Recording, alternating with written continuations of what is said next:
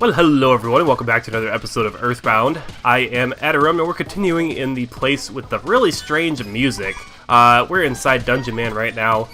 Keep this board in mind. I will go ahead and do that. A lot of interesting billboards around here, much like there were in Brick Road's original dungeon, which we saw way back in episode 6 or 7, whenever we first got our third party member, Ed. So basically what Brick Road is doing here is kind of giving us his own little tips on how to design a dungeon. And the tips he gives are obviously meant to be a little ironic because he'll tell you to do stuff like, oh yeah, you know, have some accommodations and, you know, have a hospital and a bench to rest on. And obviously, you know, dungeons, you generally don't have that kind of stuff because dungeons tend to be kind of a place where, you know, you're kind of tested. And $5, really? Items that are easy to get to are usually disappointing. You're telling me. So, anyways, we do have to make our way through here. Not going to be any interesting battles or anything like that this episode. This is purely going to be us wandering through this area. I built a bulletin board without a message. But in putting that there, that is a message. So, yeah. The grass is always greener on the other rope. I wonder why that is. And I'm guessing all of these probably say the same thing. So yeah, just a lot of wandering through this, reading all the funny signs, and that's probably just going to be this entire episode. All the enemies in here, I believe, are just recycled enemies from earlier areas. You have a strong-looking body. Wouldn't you like to be a dungeon worker? That's kind of a creepy thing to say to a 10-year-old. You have a strong-looking body, but okay. Also, not sure how this sign can tell that I have a strong-looking body, but thank you very much. I do work out fairly often, and that's going to be an enemy from Moon's side. It's kind of weird to see it here, because I would think that was basically a hallucination rather than being an actual thing. This is the second floor of my body. Just the weird things that you never thought you'd hear. What's a dungeon? That is my eternal question. Oh, look at that, there's another bench over here. You probably rest up there. Although we haven't even had any fights yet, and we're already on the second floor here. Inside the dungeon, flash photography is prohibited. Oh, that's nice to know. Although I have a feeling we're probably still going to end up with a photographer spot, because they always seem to pop up. Maybe there's one right there. I don't know if you walk too far forward if you'll get one. But it seems like that's a hole down below. You don't have to worry about this for now. But we haven't been running into really anything. There's $10 right there. And another bulletin board that doesn't really tell us anything. I did clean out our inventories a little bit here as well because I knew we were going to be picking up probably a lot of useless items. I mean, if we look at that soup there, what does this thing even do? Summer vegetable from Scaraba. If you drink this, you recover about 80 HP. So it's a decent healing item. It's not great. I think the best healing item in the game is actually a large pizza. If you get the phone number for the pizza place, you can actually order a large pizza that all your party members can eat at once. And I feel like I may have turned around here. I think I went up the correct rope. Here's some enemies. The Lesser Mook. Have we seen this before? Obviously, this is a palette swap of whatchamahoo's it? The department store spook, I believe was what it was called. And honestly, don't need to worry about using up all our PSI because, like I said, the enemies in here are really not that difficult, and they really are just, you know, enemies that we've seen before, or, you know, just not that difficult. And that guy went out pretty quick, although they're throwing PSI attacks at us. 8 damage, that's it. Let's just go for a round of bashes. And that was it, yeah. Really not too difficult. I'm surprised that throwing PSI at us, even though it's a freeze alpha, only did 8 damage. I guess those guys really are lesser mooks. Here's probably another one right here. Okay, so I take back what I said. They're a little worse than I thought they'd be. So, Katie is now diamondized. I think this is probably the first time we've seen this status ailment here. But basically what that means is you're basically dead, I think. And I don't think PSI healing, all we have is a beta. That's probably not going to do anything, is it? No. So at that point, you're basically dead. I mean, that's why our screen has gone all red and all of our menus are red, like we have a dead party member. Because you're basically dead, you can't do anything at all, so it's basically like an instant kill. Although technically you still have your health. This music is one of my greatest accomplishments, really. But yeah, that does kind of stink that happened. there are certain enemies that can do that. In particular, I think there's a boss enemy for one of your sanctuary locations that could diamondize you. So that is something we're going to have to watch out for, and I have a feeling that might be a photographer spot up there, so we'll avoid that. Although, I don't know whether or not to trust Brick Road on whether or not there's a photographer in here, because he did say that the flash photography is prohibited. Dungeon exploration is tough, but it's also fun. It's not fun when you get diamondized, I'll tell you that much. It's also... yeah, but I seriously thought we weren't going to have too many threats with the enemies here, considering how much damage that PSI Freeze Alpha did. It did like nothing, so I was kind of surprised. We're already getting kind of filled up on inventory here. This is why I cleared it out before the episode started, so I didn't have to do that all on camera. But yeah, I was on some kind of train of thought there, but I don't think it was that important. This is the 3rd floor of my body. And like you said, there's a bunch of enemies up here, but we don't have to worry about them, and also they're very basic enemies. This is the Mad Duck I think we saw the first time in Brick Road's original dungeon. And these are the Gruff Goats, which we saw when we first got Ed as well. So these are some very early game monsters that we really wouldn't need to worry about even if they were loose. And this is the Slimy Little Pile we saw in Master Belch's area. Speaking of Master Belch, I wonder if he's going to show up again. Spoiler alert. But not really, because I don't think that really matters. Good job, you made it. There's a board upstairs that says that.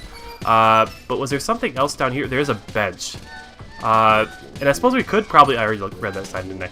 We could probably head all the way down and go to the hospital. I think you can heal off diamondization from that. Because I don't think just resting for the night will heal it off. Because it is a status ailment, and that doesn't get healed by that, just health and PP. But if we went all the way back downstairs and went to the hospital... No, I wanted to read that sign.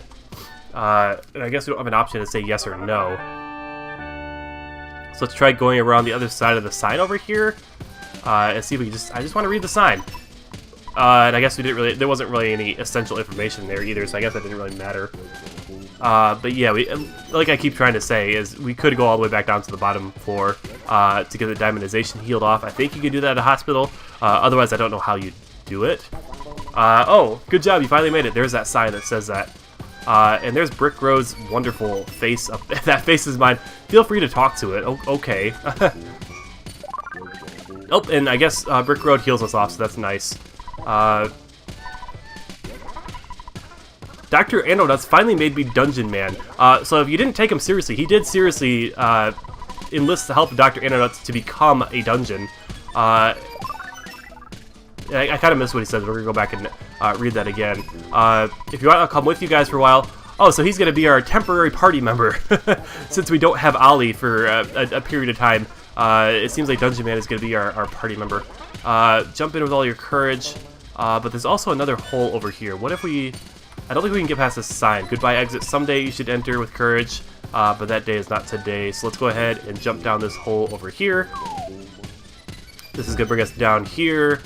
And down again. And I guess we are going to do more this episode because we're only up to about 9-ish minutes.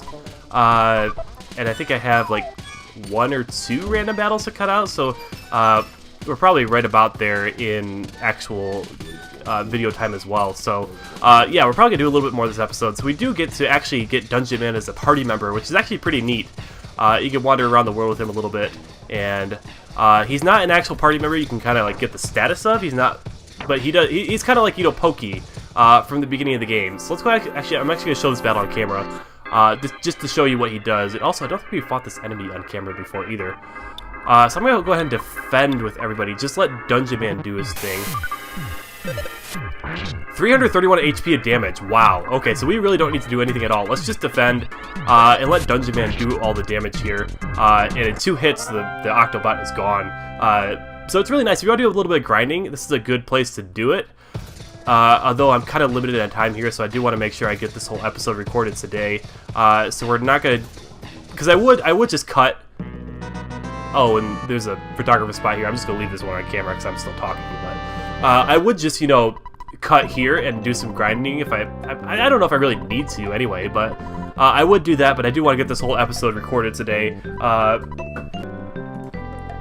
Well, ironically, as I was saying that, my wife walked in. She got home a little bit earlier than I thought she would, so yeah, I did end up having to cut the recording, even though I didn't really want to, but we will still get this whole episode done, even though it actually is a day later now, just because I didn't have any more time once she got back. And let's see if we can lure some of these enemies up here.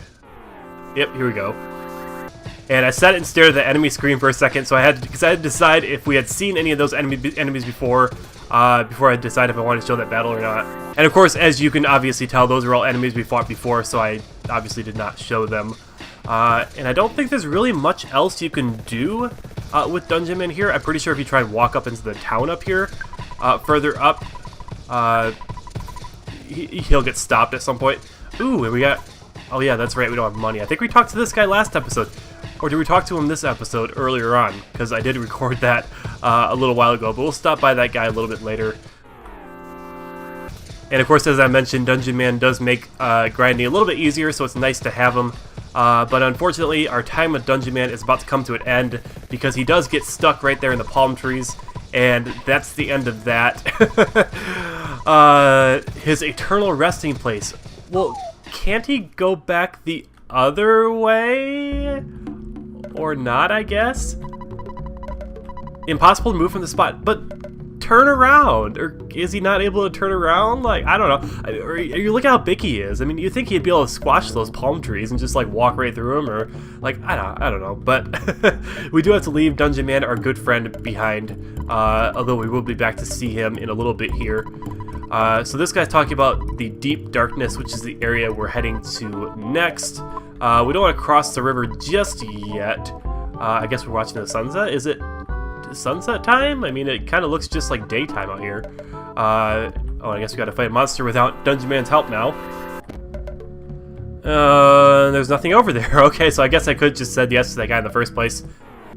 And I am being pretty liberal with my use of PSI because I believe once we get over to the deep darkness, although this guy does say that the monsters are really strong, and he's kind of warning us about it, right when we get there, we do...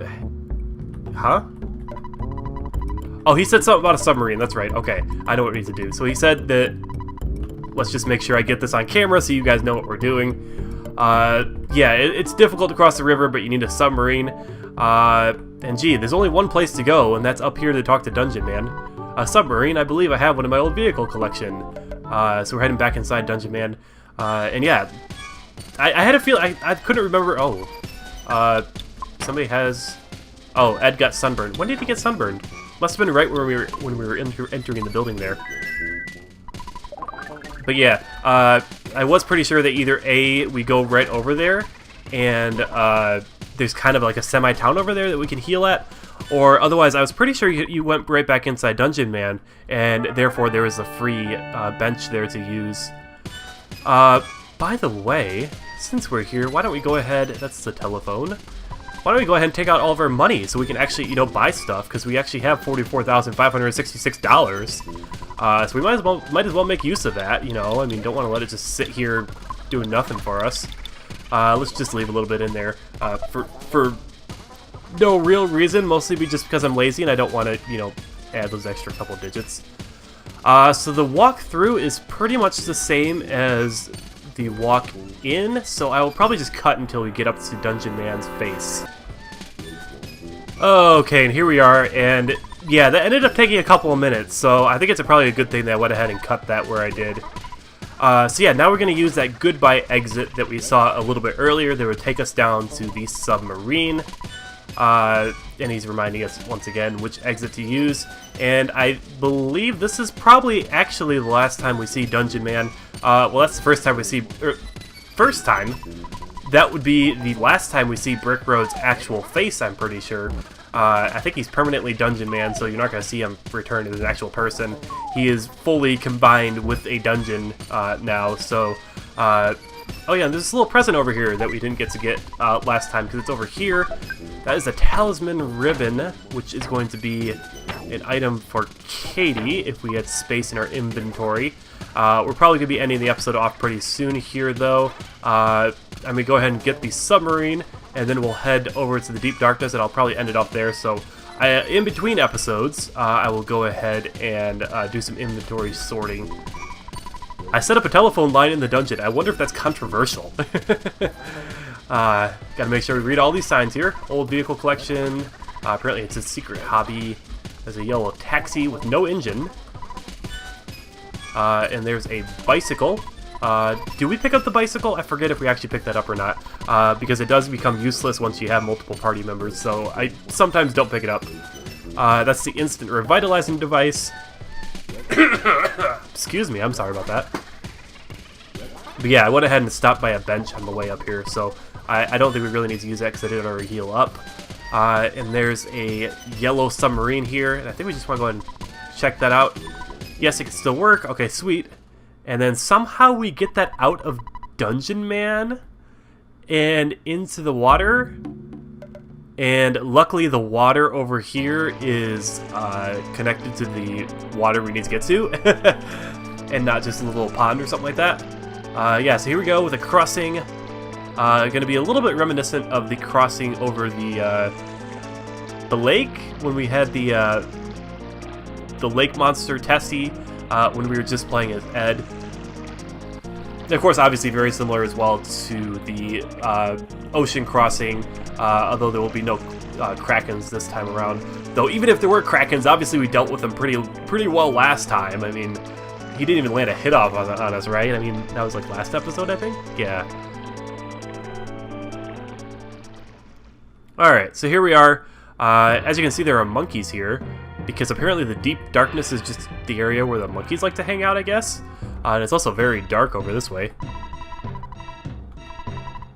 Oh yeah, there's an inn here. This is what I was mentioning earlier. The reason I was pretty liberal with my use of my PSI powers was because I knew there was a hotel coming up here.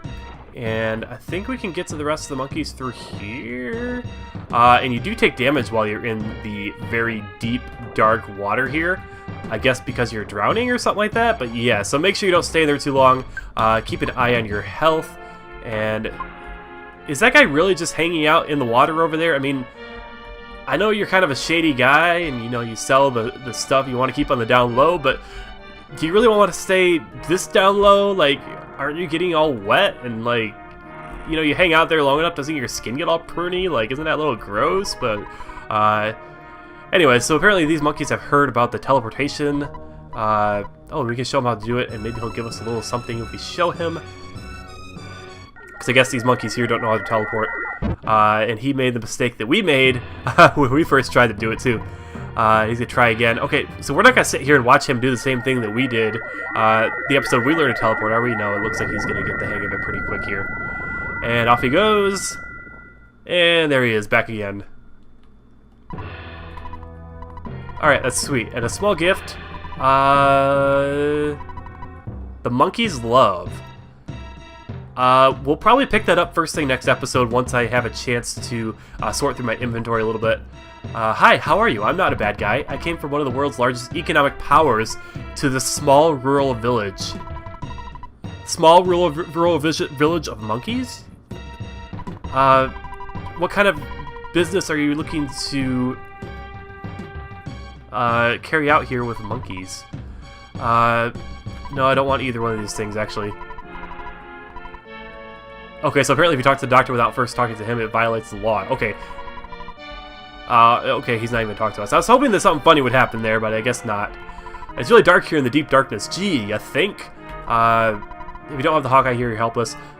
Can you even get this far if you don't have the Hawkeye? I'm not sure. You might actually be able to get down here and then realize that you don't have it and have to go back. In the same way that I got down to the pyramid and realized I didn't have... I want to become a pig? Oh, if I become a pig, I can find the mushrooms called magic truffles. Yeah, as I was saying, like I said, we missed the hieroglyph copy from the museum in Summers. We went down to the pyramid the first time, so that was kind of unfortunate. But anyways, we'll pick it up here next time, and then we'll head through the deep darkness. There is, of course, as with most areas in Earthbound, there's going to be a boss fight down at the end here, so we'll get that in the next episode. And then there also is a place that we're getting to at the end over here. And once we get through the deep darkness and all that stuff, there are a couple of areas we want to backtrack to that I might go ahead and do right after that, possibly. Because there's a couple of your sanctuary locations that we can get to now. You'll remember when we were in Summers that we got a phone call while we were at the museum about something at the Dinosaur Museum in Fourside. So we need to head back there. There's your sanctuary location there. And let's see. I wonder if we can... Yeah, we can teleport to Dalam, which is actually where there's another your sanctuary location. If you remember the black rabbit statues that or carrot statues. I think there are rabbit statues. You need a carrot key to get past them. Speaking of which, we don't actually have that, do we? So yeah, I think we have to do Fourside first. Your sanctuary down there, and then I think you get the carrot key there, and then you can use that to get to the one in Dalam. And then after that, I think we just have one more. So yeah, we're getting pretty close to the end of the game here. Probably still a couple episodes left. Hard to say how many for sure, because I'm sure there's some areas of the game that I've forgotten or that are longer than I remember them being. But anyways, I've kind of blabbed on long enough here. You guys are probably waiting for me to end the episode here. So yeah, thanks so much for watching, guys. Hope you enjoyed, and I'll see you in the next episode of Earthbound.